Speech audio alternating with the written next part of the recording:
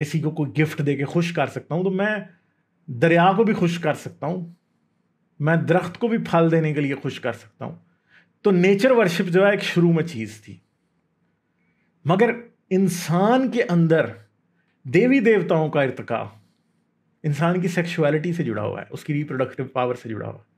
कैसे कि आज से तकरीबन 30, 35, 40 हज़ार साल पहले हमें छोटे छोटे क्ले फिगरीन्स मिलने शुरू होते हैं। क्ले फिगरीन्स नहीं, हमें संगे मरमर की तराशी हुई छोटी छोटी देवियां मिलती हैं, जिसकी पिक्चर आप यहां देख सकते हैं। वो कौन थी? एक मदर गॉडेस, मां देवी के मिलते हैं।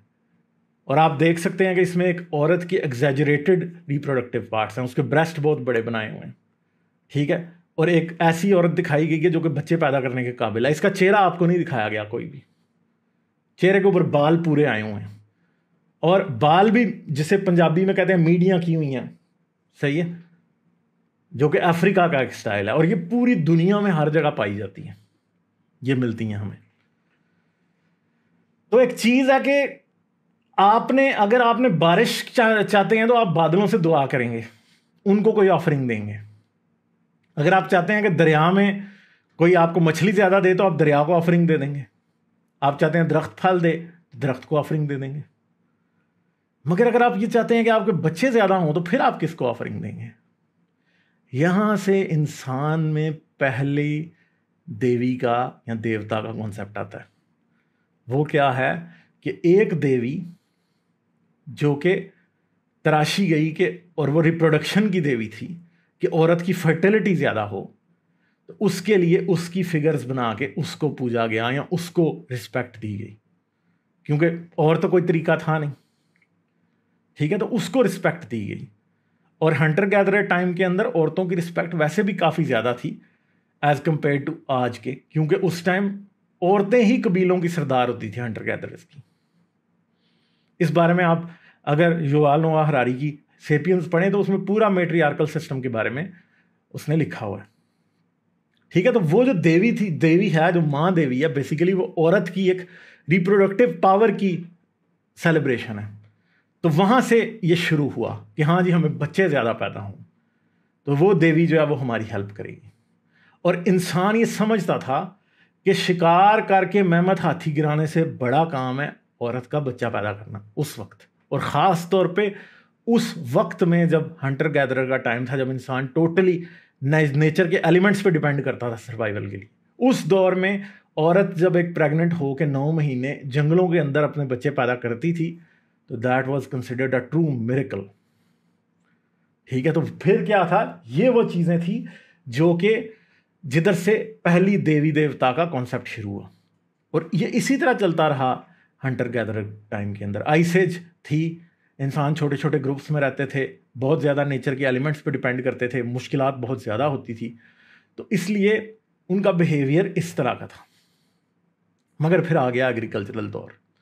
एग्रीकल्चरल दौर जब आया तो शुरू में भी एनिमिज्म या नेचर वर्शिप चल रहा था, ये 7 माँ देवी की वर्शिप, इवन के 6-7 हज़ार साल पुरानी भी हमारे हिंदुस्तान तक में, पाकिस्तान में आपको ये माँ देवी की जो है वो फिगरीन्स मिल जाती हैं, ठीक है।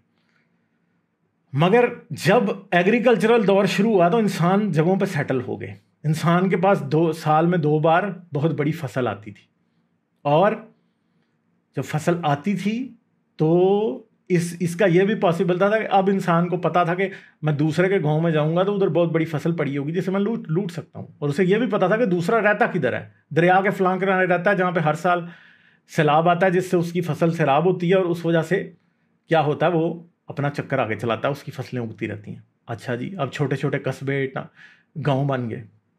अब जब गाँव कस्बे बन गए तो एक दूसरे को भूख से तंग आ गए, अब क्योंकि इतने डिपेंडेंट तो थे नहीं, ठीक है। ऐसा तो नहीं था कि जी हर साल फसल आप लगाएंगे तो आपकी कामयाबी होगी। कोई साल ऐसा भी आता था कि बारिश नहीं हुई, प्रॉपरली काम नहीं हुआ, आप भी भूखे हैं, अगला भी भूखा है। अब आप सोच रहे हैं कि चलो अगले को जाके देखते हैं, उसके पास हमारे से जो जो 20 किलोमीटर दूर गांव है उसमें किसी के पास कोई अनाज शनाज है, मांगेंगे तो देगा नहीं, चलो जाके उनको मारते हैं और ले आते हैं। अब मसला क्या हुआ जी, अब आप जाएंगे उन पर हमला करने तो जाहिर बात है वो भी अपना डिफेंस करेंगे। अगर आपने उन पर कब्जा कर लिया, ठीक है, तो आप उनकी गंदम शंदम अपना उनका सारा सामान उठा के आ जाएंगे लूट के, फिर आप उनके मर्दों को मारेंगे तो औरतें आपने ले आनी है, क्योंकि आप सोचेंगे चलो अब इनसे और बच्चे पैदा करते हैं ताकि लश्कर बड़ा करें और ले जाएं। तो पोलिगमी का कॉन्सेप्ट भी यहाँ से शुरू हो रहा है। जो हंटर गैदरर दौर था उसमें पोलिगमी का कॉन्सेप्ट भी पाया जाता है, पोलिएंड्री का कॉन्सेप्ट भी पाया जाता है, और एक ऐसा भी है कि कोई किसी से शादी नहीं करता, जिसका क्योंकि पूरा जो ट्राइब है वही रिस्पॉन्सिबल है, तो कोई भी किसी के साथ भी बच्चे पैदा कर लेता था। ऐसा आज भी कहीं हंटर गैदरर सोसाइटीज़ में आज भी दुनिया में होता है। तो अब मसला है उनकी औरतें भी उठा के ले आए। ठीक है, अब आगे बात यह है कि पहले जैसे औरत के लिए बिलीव कर रहे थे कि हाँ जी रिप्रोडक्शन के लिए, तो अब ताकत के लिए भी बिलीव करने लगे। अब ताकत के लिए जब बिलीव करने लगे तो तब ये समझ आई कि हाँ अब हमें ऐसा खुदा चाहिए जो हमें सपोर्ट करे। तो वॉर गॉड्स जो हैं वो आने लग गए सामने। अब बड़े एंशंट गॉड्स जो हैं, मरदूक हो गया, बाल हो गया, ये इवन के एल हो गया, ये सारे वॉर गॉड्स हैं। ठीक है जी, ये वॉर गॉड्स हैं। एल जो है वो भी वॉर गॉड है, यहोवा भी वॉर गॉड है असल में पुराना। तो अब क्या है कि जी अब एक बादशाह का या सरदार का कॉन्सेप्ट भी पैदा हुआ, और सरदार के कई सपोर्टर हैं, और उन सपोर्टर्स की वजह से अब गॉड्स के पैंथियंस बनने लगे, और उन पैंथियंस का हेड एक खुदा होता था, कोई एक। मेसोपोटामिया में मरदूक था, मेरे ख्याल है कि इजिप्ट में रा था, फिर इंडिया में आ जाएंगे तो उधर भी होंगे, ग्रीक्स के पास और लैटिन्स के पास चले जाएंगे तो जूस होगा, फिर ऊपर आप उधर चले जाएंगे नॉर्स गॉड्स के पास तो उधर ओडिन होगा। इस तरह हमेशा एक मेल गॉड जो होता था वो सबका लीडर होता था। ठीक है, मगर बात यह है कि बाकी जितने भी गॉड्स होते थे आमतौर पे वो सब नेचर की कोई ना कोई शक्ल होते थे। दिमीतर है तो ज़रात की देवी है, ठीक है, फिर पोसाइडन है तो वो समंदर का देवता है, ठीक है, कोई और है तो वो आग का देवता है, कोई बिजली का देवता है। मगर फिर एक देवता ऐसा होता था जो कि उन सब का लीडर होता था, और उसकी एक स्पेसिफिक पावर तो होती थी, मगर वो पावर ऐसी होती थी कि वो बस सब के ऊपर कब्जा करने वाली होती। तो आहिस्ता आहिस्ता यहाँ से अगली बात शुरू हो जाती है कि अब ऐसे भी रिलीजन हैं जो कि मल्टीपल गॉड्स में मान रहे हैं। मगर पुराने ज़माने में, आज से 3-3,500 साल पहले, हमें हर शहर का एक पेट्रन गॉड मिल जाता था। एथेंस की एथेना है, स्पार्टा का जो है वो आपके पास एरीज है, ठीक है। इस तरह आपको हर शहर का कोई ना कोई पेट्रन सेंट मिलता था। जैसे बेबीलोन का जो है वो आपके पास मरदूक है, ठीक है, तो वो पेट्रन गॉड मिलता था, पेट्रन सेंट नहीं, पेट्रन गॉड मिलता था।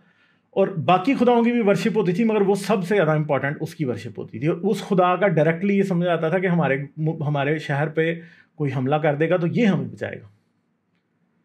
मगर उस गॉड के साथ साथ फिर आहिस्ता आहिस्ता प्रॉब्लम भी पैदा होते थे, क्योंकि अगर आपके शहर का पेट्रन स्पार्टा का जो है वो एरीज है और एथेंस की जो है वो एथेना है, तो अब प्रॉब्लम ये है कि स्पार्टा और एथेंस जब आपस में लड़ रहे हैं तो वो ये चाहते नहीं थे कि कोई भी इस शहर के अंदर, अब स्पार्टा वाले ये नहीं चाहते थे कि हमारे शहर में अब कोई भी एथेना से जो है ना वो प्रार्थना करे, दुआएं करे, क्योंकि वो समझते थे कि इसकी वजह से हमारा कमज़ोर हो रहा है। तो ये सोच फिर आगे भी चली।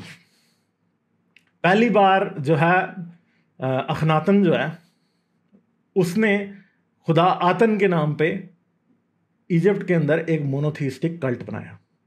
वो सिर्फ और सिर्फ आतन को मानता था, वो किसी और खुदा को नहीं मानता था।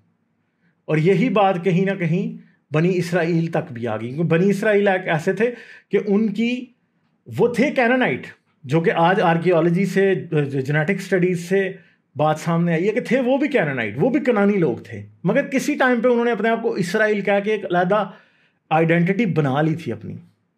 और जब उन्होंने वो अलग आइडेंटिटी बनाई थी तो उनको ये भी लगता था कि उनका गॉड भी उस आइडेंटिटी को रिप्रेजेंट करता है। तो जो मिडल ईस्टर्न पैंथियन था, जो कैनानाइट पैंथियन था, उसमें एल जो था वो फादर गॉड था, उसकी बीवी थी आशरा, ठीक है, उसके 2 बेटे थे, एक बाल और एक यहोवा। बनी इसराइल वालों ने क्या किया, उन्होंने एल और यहोवा को मिक्स करके आशरा को, बाल को और बाकी जितने भी कैनानाइट पैंथियन के गॉड्स थे सबको रिजेक्ट करके सिर्फ इस खुदा को मान लिया। और जहां तक समझा जाता है वो ये है कि शायद ये लड़ाई थी आपस की, कि कनानियों से फ़लस्तीनियों से लड़ाई थी, जिसकी वजह से आखिरकार इन्होंने एल और यहोवा को मर्ज करके सिर्फ यहोवा को अपना खुदा बना लिया। मगर ये भी याद रखें कि ओल्ड टेस्टामेंट कहीं भी ये नहीं कहती कि यहोवा ही अकेला खुदा है। यहोवा या एल ही अकेला खुदा है। ओल्ड टेस्टमेंट बल्कि इस बात को कंफर्म करती है, फिर किसी वीडियो पर बताऊंगा, कि ये मानते हैं कि यहोवा के अलावा भी और खुदा हैं, गैर कौमों के खुदा और हैं और वो एग्जिस्ट करते हैं, ये मानते थे ये, मगर ये सिर्फ और सिर्फ इसकी पूजा करेंगे। मगर यानी अभी भी एक खुदा को मानने वाली बात नहीं आई। बात क्या आई है कि खुदा और भी हैं, मगर हम यहोवा को यहां एल को मानेंगे। एल और यहोवा को एक खुदा बना दिया जो दो बाप बेटा थे, और फिर मानना सिर्फ उसको है हमने। मगर क्रिश्चियनिटी उससे आगे चलती है। क्रिश्चियनिटी फिर जब आती है, या फिर यह भी समझा जाता है कि जीसस के टाइम पे जो जुडाइज्म था वो बेसिकली दूसरे खुदाओं के एग्जिस्टेंस को रिजेक्ट कर चुका था ऑलरेडी, मगर क्रिश्चियनिटी उसको आगे लेके चलती है। क्रिश्चियनिटी क्या करती है, वो सब खुदाओं का इनकार कर देती है, वो कहती है कि एक ही खुदा है जिसमें 3 शख्स हैं। ठीक है जी। फिर इस्लाम आता है, फिर वो उससे भी आगे चलता है कि एक ही खुदा है, उसमें कोई 3 शख्स नहीं है, वो एक ही है, अल्लाह अहद अल्लाह समद लम यलिद व लम युलद। ठीक है जी। तो ये वो इंसान के गॉड की एवोल्यूशन जो कि आज से 50,000 साल पहले शुरू होती है, जिसकी पहली देवी जो थी वो एक औरत की फिगरीन थी, या एक औरत की शक्ल की देवी थी वो। और जैसे जैसे इंसान की सूरत हाल बदली, हंटर गैदरर टाइम में औरत की देवी को ही मानते रहे, मगर जैसे ही मर्द ज्यादा पावरफुल हुए, बैलेंस ऑफ पावर टिप किया मर्द के हक में, साथ ही आपको मर्दाना देवता नजर आने शुरू हुए। मर्दाना देवता नजर आने शुरू हुए तो फिर पहले जहां पे हंटर गैदरर सोसाइटी में पोलिगमी भी अलाउ थी, पोलिएंड्री भी अलाउ थी, फिर सिर्फ पोलिगमी अलाउ रह गई, पोलिएंड्री को टोटली मना कर दिया। पोलिएंड्री से मतलब यह है कि औरत एक से ज्यादा शादी कर सकती है, उसको टोटली मना कर दिया। और आखिरकार चलते चलते दुनिया में इस वक्त कोई भी ऐसा मजहब नहीं है जिसके बारे में हम ये कह सकेंगे उसके अंदर पोलिगमी की एक्सेप्टेंस नहीं है। और पोलिएंड्री की जितने मेजर रिलीजन्स हैं दुनिया में, सब उसका इनकार करते हैं। ठीक है, चाहे हिंदुइज्म हो, चाहे क्रिश्चियनिटी हो, चाहे इस्लाम हो। ठीक है, क्रिश्चियनिटी के कई फिरके हैं जो कि पोलिगमी को एक्सेप्ट कर सकते हैं। क्रिश्चियनिटी की कई फॉर्म्स हैं जो कि अपने आप को क्रिश्चियन कहते हैं, वो उसको एक्सेप्ट कर लेते हैं। ठीक है, अगर ओल्ड टेस्टामेंट को देखा जाए तो उसके मुताबिक एक से ज़्यादा शादी करना एक मर्द का कोई बुरी बात नहीं थी। जितने इब्राहिम, इसहाक और याकूब का खुदा, ये तीनों ऐसे थे कि जिनकी एक से ज़्यादा बीवियाँ थी। इस्लाम में सभी की एक से ज़्यादा बीवियाँ थी। तो खुदा का इर्तिका इंसान के इर्तिका के साथ साथ हुआ, इंसान की सोसाइटी के इर्तिका के साथ साथ। और वो इर्तिका या एवोल्यूशन ऐसी हुई है कि खुदा ने मर्दों के मुताबिक पावर लिया, क्योंकि मर्द ज़्यादा पावरफुल थे, मर्द मजहब बना रहे थे, इसलिए उन्होंने उसके मुताबिक लिए। हंटर गैदरर टाइम में शायद औरतें मजहब बनाती थी, क्योंकि औरतें ही ज़्यादा इंपॉर्टेंट थी उस टाइम। किसी भी कबीले की मेट्रियार्क होती थी, पेट्रियार्क नहीं होता था, सरदार नहीं होती थी, सरदार नहीं होता था। ठीक है, बूढ़े मर्द को इतने पायदार नहीं होते थे, मगर बूढ़ी औरतें बहुत पायदार होती थी। नानियां दादियां जो होती थी वो ख़ानदान की जब हुक्मरान होती थी, वो उनका फैसला चलता था उस वक्तों में। ठीक है, तो ये है जी खुदा की एवोल्यूशन, कि खुदा कैसे इवॉल्व होता है। खुदा जैसे बाकी आइडियाज़ हमारे इवॉल्व होते हैं, टेक्नोलॉजीज़ हमारी इवॉल्व होती हैं, हमारी ज़मीन इवॉल्व होती है, हम खुद इवॉल्व होते हैं, इसी तरह हमारा खुदा भी इवॉल्व होता है। कोई चीज़ ऐसी नहीं है इंसान की ज़िंदगी में जो कि एवोल्यूशन से नहीं गुजरती। और खुदा भी हमारा जो है एक आइडिया के तौर पे, एक आइडियोलॉजी के तौर पे, एक नज़रिए के तौर पे इवॉल्व होके आया। ठीक है जी, तो अपना बहुत ख्याल रखिएगा। जाने से पहले वीडियो को लाइक कर दें, कमेंट भी ज़रूर करके जाइएगा।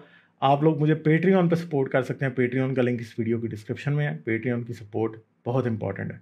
चलें, अपना ख्याल रखिएगा। मेरी तरफ से आदाब। लाइक, शेयर और सब्सक्राइब करना मत भूलें। इसके साथ साथ आप मेरे चैनल को पेट्रियन पर सपोर्ट कर सकते हैं। पेट्रियन का लिंक वीडियो की डिस्क्रिप्शन में है।